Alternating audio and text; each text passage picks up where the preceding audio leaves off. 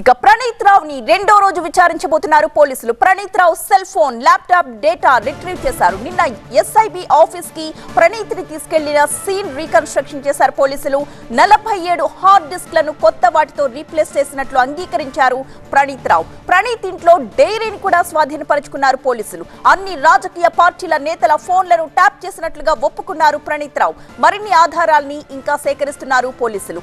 Jubilee Hills ACP ఆధ్వర్యంలో ఒక special team phone tapping పై wide యాంగిల్లో ఎంక్వైరీ చేస్తోంది. శాంతి భద్రతల పరిరక్షణలో భాగంగా అసాంఘిక శక్తులపై కదలికలపై పసిగట్టాల్సిన టెక్నాలజీని, అధికారాన్ని ప్రణీత్ రావు ఉద్దేశపూర్వకంగా దుర్వినియోగం చేశారంటూ ప్రాథమికంగా గుర్తించారు.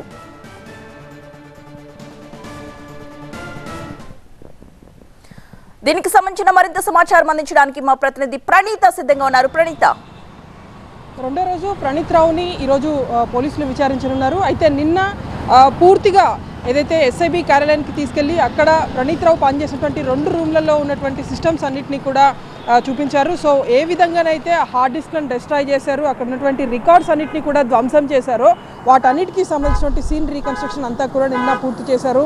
సో మళ్ళీ పంజాగుట్ట పోలీసులు ఒక రహస్య ప్రాంతంలో ప్రణీత్ రావును తీసుకొచ్చి విచారిస్తున్నారు. 7 డేస్ కస్టడీలో భాగంగా చాలా కీలక వివరాలు ప్రణీత్ రావు నుండి రాబడుతున్నారు. మొత్తం ఒక స్పెషలైజ్డ్ టీమ్ని ప్రణీత్ రావు గురించి ఏర్పాటు చేశారు కాబట్టి మొత్తం 24/7 ఈ టీంలో ఉన్నటువంటి పోలీసులు అందరూ కూడా ప్రణీత్ రావుకి సంబంధించినటువంటి విషయాలను బయటకు తీస్తున్నారు. మరోవైపు సిరిసిల్లలో ఉన్నటువంటి అతని నివాసానికి ఒక టీం వెళ్ళింది.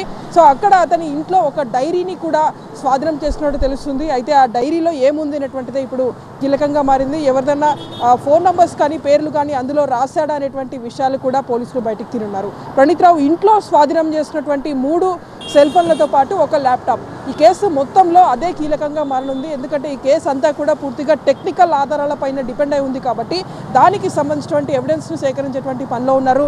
ఆల్రెడీ ఎఫ్ఎస్ఎల్కి ఈ ఎలక్ట్రానిక్ డివైజెస్ అన్నింటినీ కూడా పంపించారు. సో వాటిని ఉన్నటువంటి డేటాను ఆల్రెడీ రిట్రీవ్ చేసినట్టుగా కూడా తెలుస్తుంది. ఆ డేటాని సారాంశంగా తీసుకొని పోలీసులు తదుపరి కేసులో ముందుకు వెళ్ళనున్నారు.